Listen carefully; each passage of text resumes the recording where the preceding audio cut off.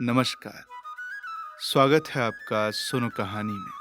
आप सुन रहे हैं मुंशी प्रेमचंद जी के द्वारा लिखित उपन्यास कर्मभूमि और इसे आवाज दे रहे हैं मृत्युंजय मिश्रा। कहानी के पिछले भाग में हमने सुना कि सुखदा से मिलने समरकांत जेल गए थे, जहां उन दोनों के बीच में काफी बातें अमरकांत को लेकर भी हुई, जिसके बाद समरकांत अमरकांत से मिलने के लिए यहाँ की ओर चले। वहीं दूसरी ओर सुखदा की मुलाकात जेल में मुन्नी से हुई। अब विस्तार से जानने के लिए आपको कहानी का पिछला भाग पूरा सुनना पड़ेगा। तो आइए कहानी में आगे की ओर चलते हैं। भाग 27। पुलिस ने उस पहाड़ी इलाके का घेरा डाल रखा था। सिपाही और सवार 24 घंटे घूमते रहते थे। 5 आदमियों से ज्यादा एक जगह जमा न हो सकते थे। शाम को 8 बजे के बाद कोई घर से निकल न सकता था। पुलिस को इत्तला दिए बगैर घर में मेहमान को ठहराना भी मनाही थी। फौजी कानून जारी किया गया था। कितने ही घर जला दिए गए थे और उनके रहने वाले हवड़ों की भांति वृक्षों के नीचे बाल बच्चों को लिए पड़े थे। पाठशाला में आग लगा दी गई थी और उसकी आधी आधी काली दीवारें मानो केश खोले मातम कर रही थी। स्वामी आत्मानंद बांस की छतरी लगाए अब भी वहां डटे हुए थे। जरा सा मौका पाते ही इधर उधर से 10-20 आदमी आकर जमा हो जाते, पर सवारों को आते देखा और गायब। सहसा लाला समरकांत एक गट्ठर पीठ पर लादे मदरसे के सामने आकर खड़े हो गए। स्वामी ने दौड़कर उनका बिस्तर ले लिया और खाट की फिक्र में दौड़े। गांव भर में बिजली की तरह खबर दौड़ गई कि भैया के बाप आए हैं। हैं तो वृद्ध मगर अभी टनमन है, सेठ साहूकार से लगते हैं। एक क्षण में बहुत से आदमियों ने आकर घेर लिया।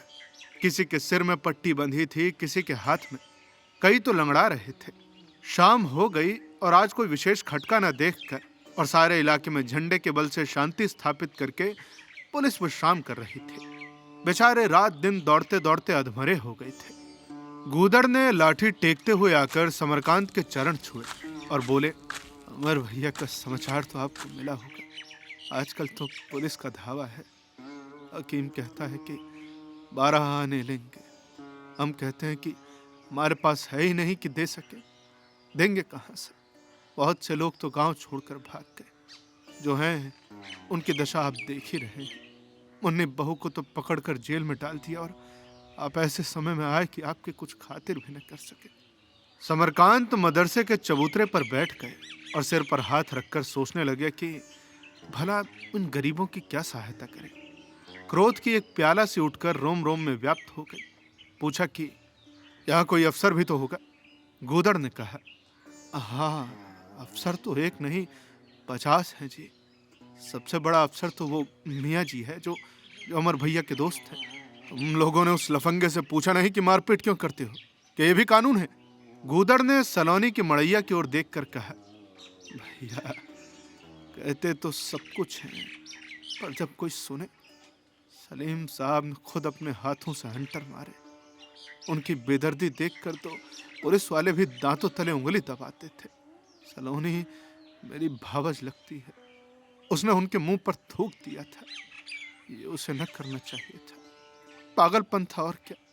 लेकिन मियाँ साहब आगे हो गए और बुढ़िया को इतने हंटर जमाए कि भगवान ही बचाए तो बचे। मुदा वो भी अपने धुन की पक्की, हर एक हंटर पर गाली देती थी। जब बेदम होकर गिर पड़ी तब जाकर उसका मुंह बंद हुआ। भैया उसे काकी काकी करते रहते थे। कहीं से आवे तो सबसे पहले काकी के पास जाते थे। उठने लायक होती तो जरूर से जरूर आती।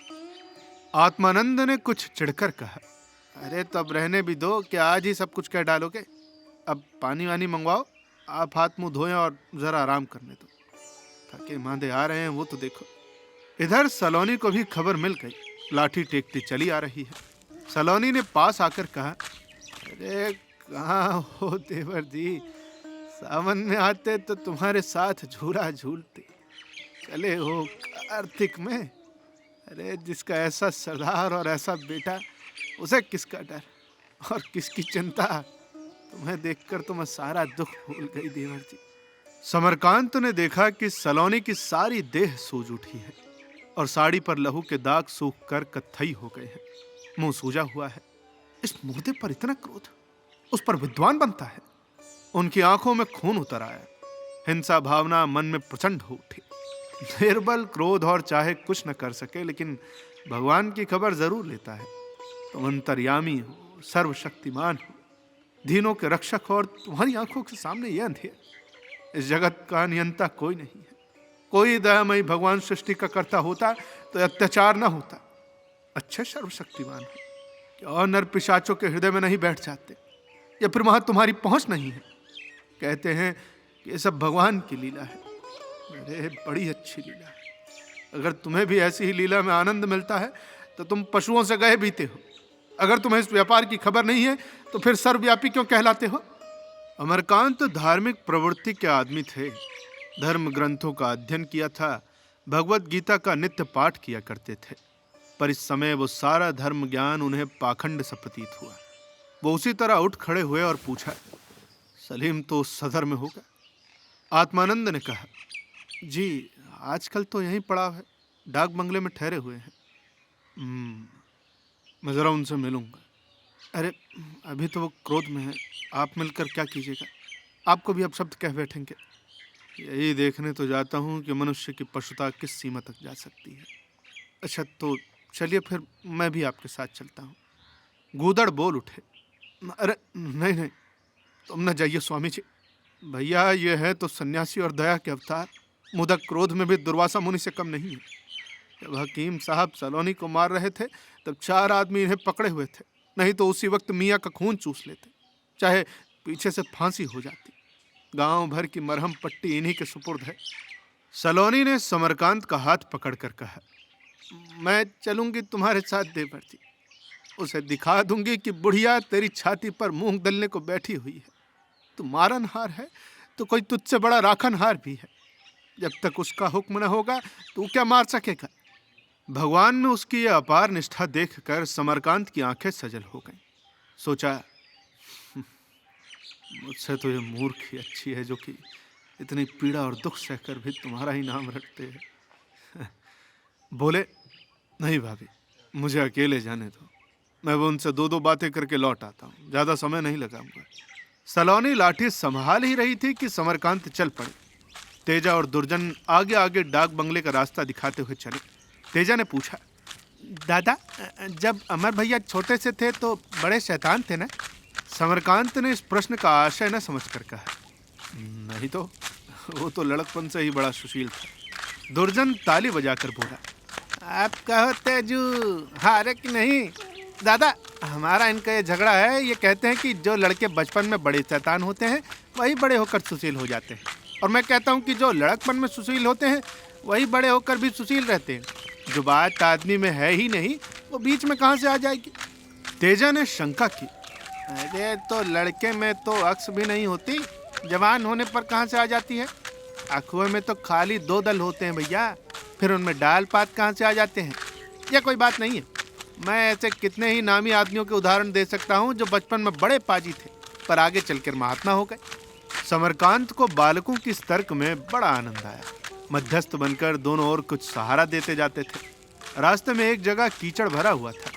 समरकांत के जूते कीचड़ में फंसकर पांव से निकल गए। इस पर बड़ी हंसी हुई। सामने से 5 सवार आते दिखाई दिए। तेजा ने एक पत्थर उठाकर एक सवार पर निशाना मारा। उसकी पगड़ी जमीन पर गिर पड़ी। वो तो घोड़े से उतरकर पगड़ी उठाने लगा। बाकी चारों घोड़े दौड़ते हुए समरकांत के पास आ पहुंचे। तेजा दौड़कर एक पेड़ पर चढ़ गया। 2 सवार उसके पीछे दौड़े और नीचे से गालियां देने लगे। बाकी 3 सवारों ने समरकांत को घेर लिया और एक ने हंटर निकालकर ऊपर उठाया ही था कि एकाएक चौंक पड़ा और बोला, अरे आप हैं सेठ जी, आप यहाँ कहाँ? सेठ जी ने सलीम को पहचान कर कहा, हाँ चला दो ना हंटर, रुक क्यों गए? अपनी कारगुजारी दिखाने का ऐसा मौका फिर कहाँ मिलेगा बरखुदा? हकीम होकर अगर गरीबों पर हंटर न चलाए तो फिर ये भला हकीमी किस काम की? चलाओ। सलीम लज्जित हो गया। अरे आप इन लौंडों की शरारत देख रहे हैं फिर भी मुझे को कसूरवार ठहराते हैं। उसने ऐसा पत्थर मारा कि इन दरोगा जी की पगड़ी गिर गई। वो तो खैरियत हुई कि आंखों में न लगी। समरकांत आवेश में औचित्य को भूल कर बोले, हाँ तो फिर ठीक तो है। जब उस लौंडे ने पत्थर चलाया तो अभी नादान है, तो फिर हमारे हकीम साहब जो विद्या के सागर हैं क्या हंटर भी न चलाएं? कह दो कि दोनों सवार पेड़ पर चढ़ जाएं। लौंडे को ढकेल दे और नीचे गिर पड़े। मर जाएगा तो क्या हुआ, हकीम से बेअदबी करने की सजा तो पा जाएगा। या सलीम ने सफाई दी। अरे आप तो अभी आए हैं सेठ जी, पर आपको क्या खबर कि यहाँ के लोग कितने मुफसिद हैं। एक बुढ़िया ने तो मेरे मुंह पर थूक तक दिया, वो तो मैंने जब्त किया, वरना सारा गांव जेल में होता। समरकांत ये बम गोला खाकर भी परास्त न हुए। तुम्हारे जब्त की बानगी देखे आ रहा हूँ बेटा, अब मुंह न खुलवा। वो अगर जाहिल बेसमझ औरत थी तो तुम्ही ने आलम फजील होकर कौन सी शराफत की। उसकी सारी देह लहूलुहान हो रही है, शायद बचेगी भी या नहीं बचेगी पता नहीं। कुछ याद है कितने आदमियों के अंग भंग हुए? सब तुम्हारे नाम की दुआएं दे रहे हैं। अगर उनसे रुपए न वसूले होते थे तो बेदखल कर सकते थे, उनकी फसल कुर्क कर सकते थे। मारपीट का कानून कहां से निकाला? अब बेदखली से क्या नतीजा सेठ जी? जमीन का यहाँ कौन खरीदार है? आखिर सरकारी रकम कैसे वसूल की जाए? तो मार डालो ना सारे गांव को, देखो कितने रुपए वसूल होते हैं। सच बताऊं तो तुमसे मुझे ऐसी आशा न थी, मगर शायद हुकूमत में कुछ नशा होता है बेटा। अरे आपने भी इन लोगों की बदमाशी नहीं देखी सेठ जी, मेरे साथ आइए तो मैं सारी दास्तान सुनाऊं। अच्छा, आप इस वक्त आ कहां से रहे? समरकांत ने अपने लखनऊ आने और सुखदा से मिलने का हाल कहा, फिर मतलब की बात छेड़ी। अमर तो यहीं होगा, सुना कि तीसरे दर्जे में रखा गया है। अंधेरा ज्यादा हो गया था, कुछ ठंड भी पड़ने लगी थी। चार सवार तो गांव की तरफ चले गए। सलीम घोड़े की रास थामे हुए पांव पांव समरकांत के साथ डाक बंगले चला। कुछ दूर चलने के बाद समरकांत बोले, तुमने दोस्त के साथ खूब दोस्ती निभाई, जेल भेज दिया, अच्छा किया, मगर कम से कम उसे कोई अच्छा दर्जा तो दिला देते। मगर भैया तुम तो हाकिम ठहरे, अपने दोस्त की सिफारिश कैसे करते? सलीम ने व्यथित कंठ से कहा, आप तो लाला जी मुझे पर सारा गुस्सा उतार रहे हैं। मैंने तो दूसरा दर्जा दिला दिया था, मगर अमर खुद मामूली कैदियों के साथ रहने पर जिद करने लगा। अब तो भला मैं क्या करता उसका? मेरी बदनसीबी यही है कि आते ही मुझे सब कुछ करना पड़ा जिससे मुझे नफरत थी। डाक बंगले पहुंचकर सेठ जी एक आराम कुर्सी पर लेट गए और बोले, तो मेरा यहाँ आना मतलब व्यर्थ हुआ। जब वो अपनी खुशी से तीसरे दर्जे में है तो फिर तो लाचारी है। मुलाकात हो जाएगी। सलीम ने उत्तर दिया, जी मैं आपके साथ चलूँगा। मुलाकात की तारीख तो अभी नहीं आई है, मगर जेल वाले शायद मान जाए। हाँ, अंदेशा अमरकांत की तरफ से है, वो किसी किस्म की रियायत नहीं चाहते। इसके बाद उसने ज़रा मुस्कुरा कर कहा, अब तो आप भी इन कामों में शरीक होने लगे। सेठ जी ने नम्रता से कहा, हाँ तो अब इस उम्र में क्या करूँगा, बूढ़े दिल में जवानी का जोश तो कहाँ से लाऊं? बहू जेल में है, लड़का जेल में है, शायद लड़की भी जेल की तैयारी कर रही है, और फिर मैं चैन से खाता पीता हूँ, आराम से सोता हूँ। मेरी औलाद मेरे पापों का प्रायश्चित कर रही है बेटा। मैंने गरीबों का कितना खून चूसा है, कितने घर तबाह किए हैं, उसकी याद करके खुद शर्मिंदा हो जाता हूँ। अगर जवानी में समझ आ गई होती तो कुछ अपना सुधार करता है। अब क्या करूँगा? बाप संतान का गुरु होता है, उसी के पीछे लड़के चलते हैं। मुझे अपने लड़कों के पीछे चलना पड़ा। मैं धर्म की असलियत न समझकर धर्म के स्वांग को धर्म समझे हुए था। यही मेरी जिंदगी की सबसे बड़ी भूल थी। मुझे तो ऐसा मालूम होता है कि दुनिया का कैंडा ही बिगड़ा हुआ है।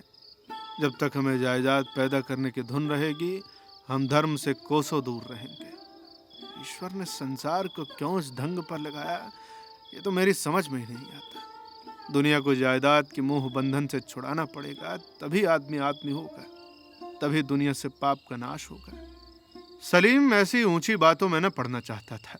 उसने सोचा, हाँ तो जब मैं भी इनकी तरह जिंदगी के सुख भोग लूंगा तो मरते समय फिलासफर बन जाऊंगा। दोनों कई मिनट तक चुपचाप बैठे रहे। फिर लाला जी स्नेह से भरे स्वर में बोले, देखो, नौकर हो जाने पर बेटा आदमी को मालिक का हुक्म मानना ही पड़ता है। इसकी मैं बुराई नहीं करता। हाँ, एक बात कहूँगा, जिन पर तुमने जुल्म किया है, चलकर उनके आंसू पोंछ दो। ये गरीब आदमी थोड़ी सी भलमनसी से काबू में आ जाते हैं बेटा।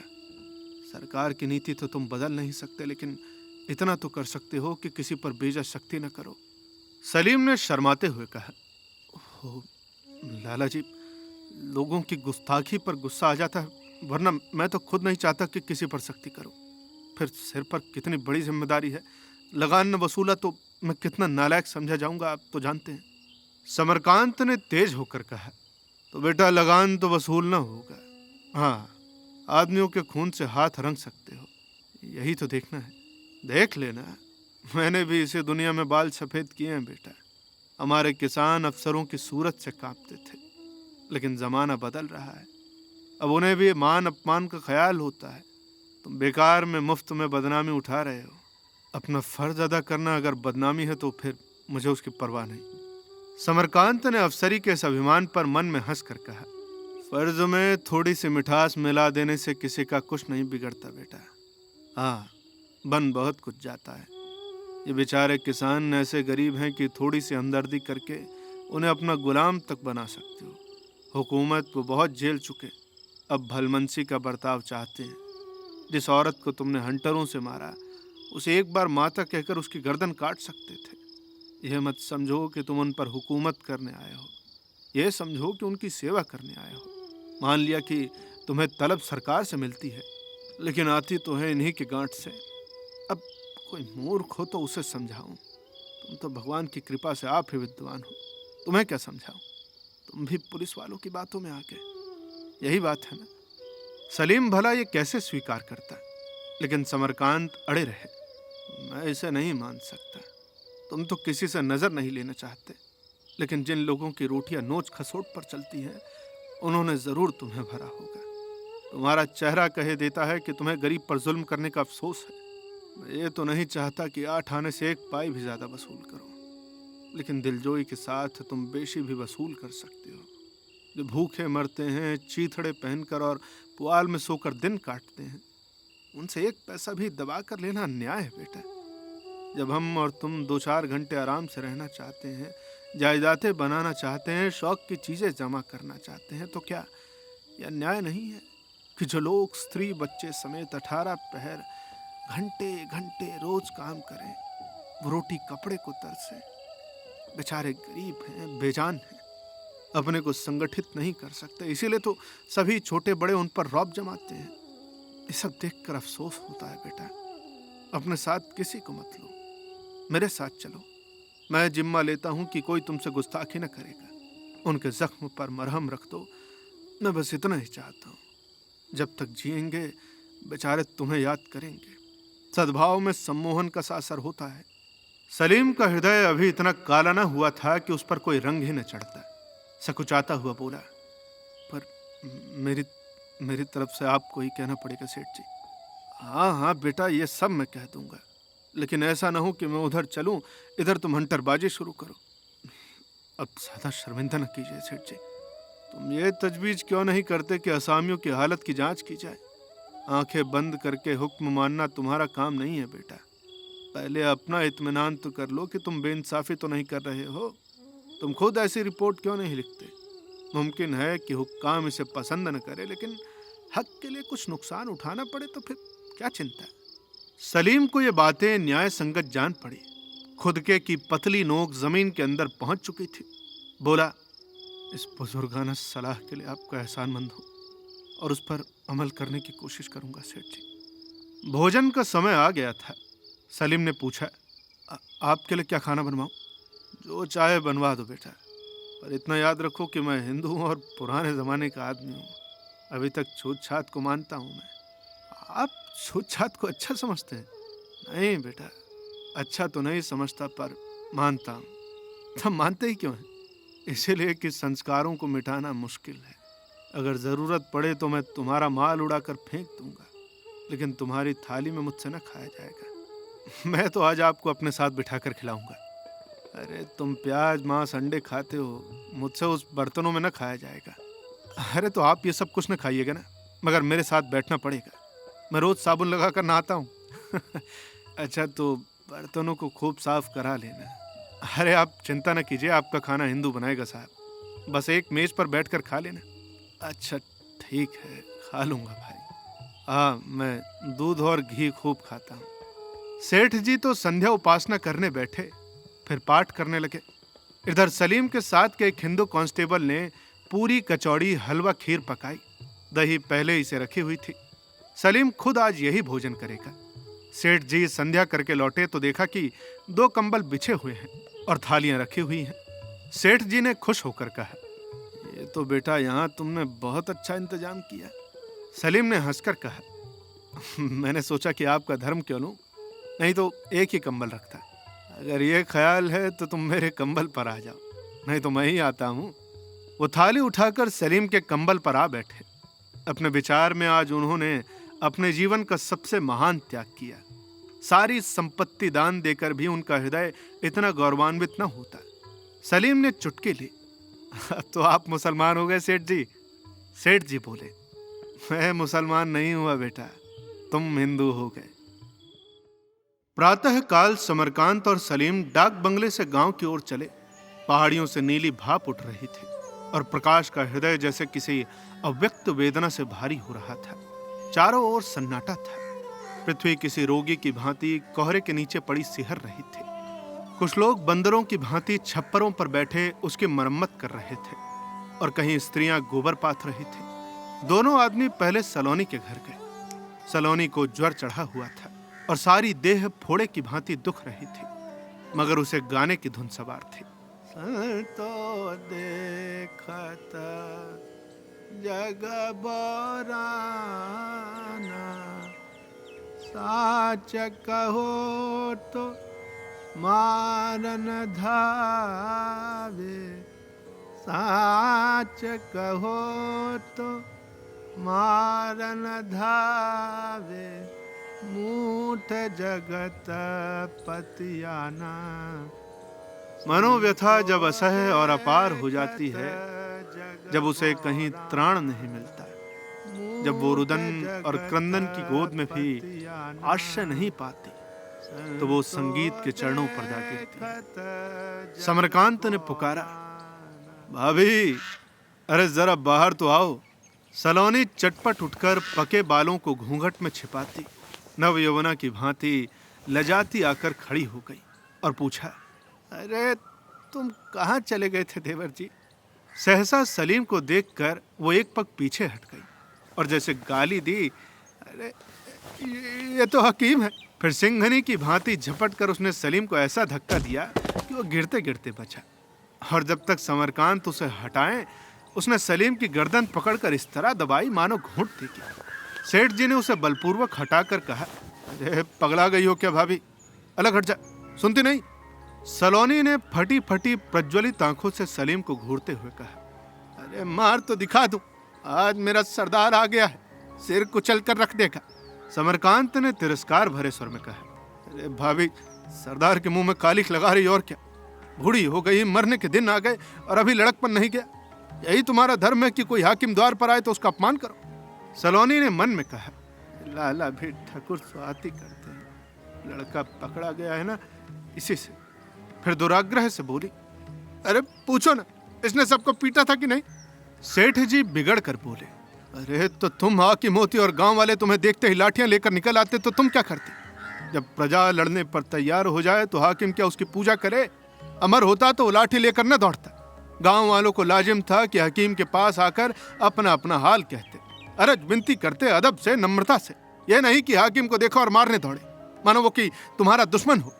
अरे मैं उन्हें समझा बुझा कर लाया था कि मेल करा दूं, दिल की सफाई हो जाए, और तुम उनसे लड़ने पर तैयार हो गई। यहाँ की हलचल सुनकर गांव के कई और आदमी जमा हो गए, पर किसी ने सलीम को सलाम नहीं किया। सबकी त्योरियां चढ़ी हुई थी। समरकांत ने उन्हें संबोधित किया, अरे तुम्हें लोग सोचो, ये साहब तुम्हारे हकीम हैं। जब रियाया हाकिम के साथ गुस्ताखी करती है तो हाकिम को भी क्रोध आ जाए तो कोई ताज्जुब नहीं। ये बेचारा तो अपने को हाकिम समझते ही नहीं, लेकिन इज्जत तो सभी चाहते हैं ना, हाकिम हो या ना हो।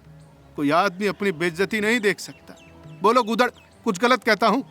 गूदड़ ने सिर झुकाकर कहा, नहीं मालिक, सच ही कहते हो। मुदा वो तो बावली है, उसकी किसी बात का बुरा न मानो। सबके मुंह में कालिक लगा रही है और क्या। अरे ये हमारे लड़के के बराबर है भाई, अमर के साथ पढ़े, उन्हीं के साथ खेले। तुमने अपनी आंखों देखा कि अमर को गिरफ्तार करने अकेले आए थे, क्या समझकर? क्या पुलिस को भेज कर न पकड़वा सकते थे? सिपाही हुक्म पाते ही आते और धक्के देकर बांध के ले जाते। वो तो इनकी शराफत थी कि खुद आए और किसी पुलिस को साथ न लाए। और फिर अमर ने भी यही किया जो उसका धर्म था। अकेले आदमी को बेइज्जत करना चाहते तो क्या मुश्किल था। अब तक जो कुछ हुआ उनका इन्हें रंज है। हालांकि कसूर तुम लोगों का भी थोड़ा था। अब तुम भी पिछली बातों को भूल जाओ। इनकी तरफ से अब किसी तरह की सख्ती न होगी। इन्हें अगर तुम्हारी जायदाद नीलाम कराने का हुक्म मिलेगा तो नीलाम करेंगे, गिरफ्तार करने का हुक्म मिलेगा तो गिरफ्तार करेंगे। तुम्हें बुरा न लगना चाहिए। तुम धर्म की लड़ाई लड़ रहे हो। लड़ाई नहीं, ये तो तपस्या है लोगों। तपस्या में क्रोध और द्वेष आ जाता है तो तपस्या भंग हो जाती है। स्वामी जी बोले, अरे तो धर्म की रक्षा एक और से नहीं होती। सरकार नीति बनाती है, उसे नीति की रक्षा करनी चाहिए। जब उसके कर्मचारी नीति को पैरों से कुचलते हैं तो फिर जनता कैसे नीति की रक्षा कर सकती है? समरकांत ने फटकार बताई। अरे आप सन्यासी होकर ऐसा कहते हैं स्वामी जी? आपको अपनी नीति परता से अपने शासकों को नीति पर लाना है। यदि वो नीति पर ही होते तो आपको ये तपस्या क्यों करनी पड़ती? आप अनीति पर अनीति से नहीं, नीति से विजय पा सकते हैं, समझे? स्वामी जी का मुंह जरा सा निकल आया, जबान बंद हो गई। सलोनी का पीड़ित हृदय पक्षी के समान पिंजरे से निकलकर भी कोई आश्रय खोज रहा था। सज्जनता और सत प्रेरणा से भरा हुआ यह तिरस्कार उसके सामने जैसे दाने बिखेरने लगा। पक्षी ने 2-4 बार गर्दन झुकाकर दोनों को सतर्क नेत्रों से देखा, फिर अपने रक्षक को आ करते सुना और पर फैलाकर दोनों पर उतर आया। सलोनी आंखों में आंसू भरे दोनों हाथ जोड़े सलीम के सामने आकर बोली, सरकार, मुझसे बड़ी खता हो गई। सरकार, माफी दीजिए, मुझे जूतों से पीटिए। सेठ जी ने कहा, सरकार नहीं भाभी, बेटा कहो। बेटा, मुझसे बड़ा अपराध हुआ बेटा। मूर्ख हूं, बावली हूं, जो सजा चाहे दो। सलीम के युवा नेत्र भी सजल हो गए। हुकूमत का रौब और अधिकार का गर्व भूल गया। बोला, माता जी, मुझे शर्मिंदा न करो। यहाँ जितने लोग खड़े हैं, उन सब से, और जो यहाँ नहीं भी हैं, उनसे भी अपनी खताओं की मुआफी चाहता हूँ। गूदड़ ने कहा, अरे हम तो तुम्हारे गुलाम हैं भैया, लेकिन मूर्ख जो ठहरे। आदमी पहचानते नहीं तो क्या इतनी बातें होती? स्वामी जी ने समरकांत के कान में कहा, सेठ जी, मुझे तो ऐसा जान पड़ता है कि दगा करेगा। सेठ जी ने आश्वासन दिया, कभी नहीं। नौकरी चाहे चली जाए पर तुम्हें सताएगा नहीं। शरीफ आदमी है तो क्या हमें पूरा लगान देना पड़ेगा? अरे जब कुछ है ही नहीं तो दोगे कहां से? स्वामी जी हटे तो सलीम ने आकर सेठ जी के कान में कुछ कहा। सेठ जी मुस्कुरा कर बोले, ये साहब, तुम लोगों को दवा दारू के लिए 100 रुपए भेंट कर रहे हैं।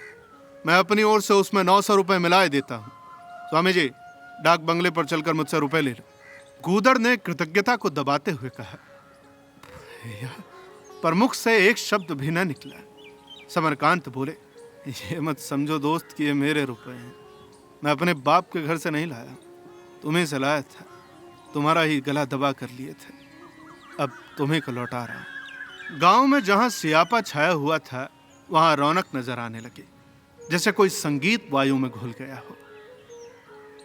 अब कहानी में आगे क्या होता है, ये जानने के लिए आपको इंतजार करना पड़ेगा कहानी के अगले भाग का। आपको ये कहानी कैसी लग रही है, हमें कमेंट बॉक्स में बताना न भूलें। जल्द ही मिलेंगे आपसे कहानी के अगले भाग के साथ। तब तक के लिए सुनते रहिए सुनो कहानी की अन्य कहानियाँ, और अपना ख्याल रखिए। धन्यवाद।